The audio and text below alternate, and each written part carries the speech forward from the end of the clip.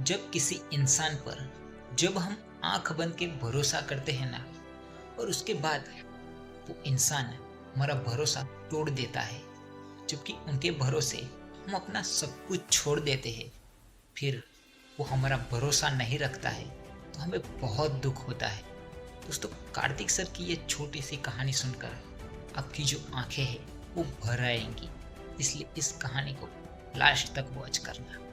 आपको बहुत कुछ सीखने को मिलेगा कि हमें किसी पे आंख बंद के भरोसा क्यों नहीं करना चाहिए।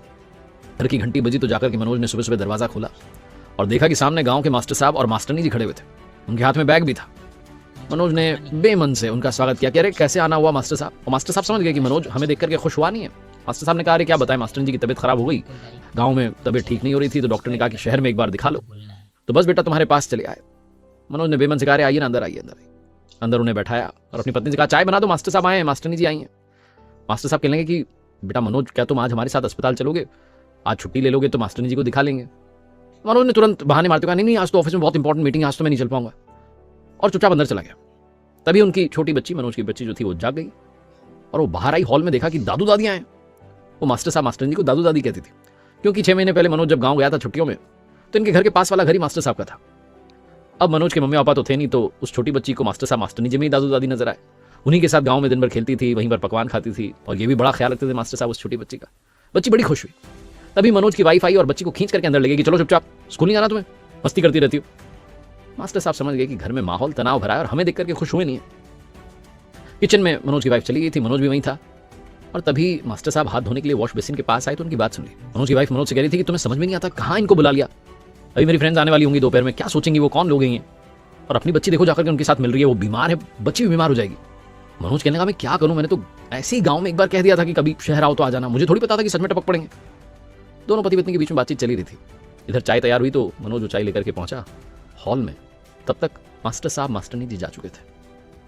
मनोज ने अंदर आके कहा कि शायद चले गए, छोड़ो ना, बात खत्म हुई।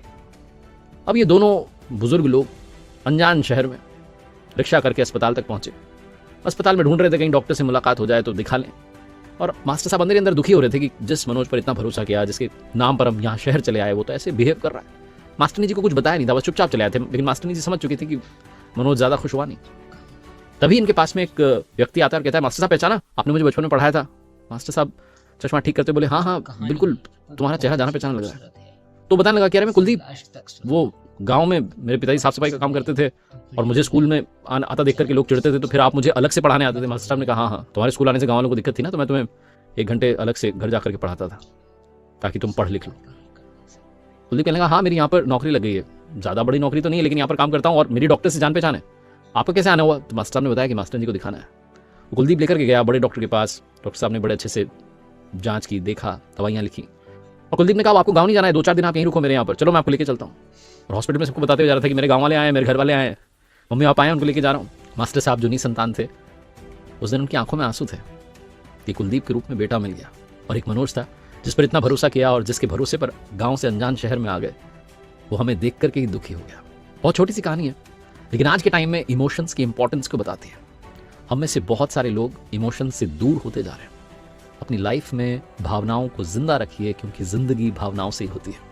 एक बार फिर से वही बात जो अक्सर आपसे कहता हूं, ऊपर वाले के आशीर्वाद के साथ, अपनी मेहनत के साथ और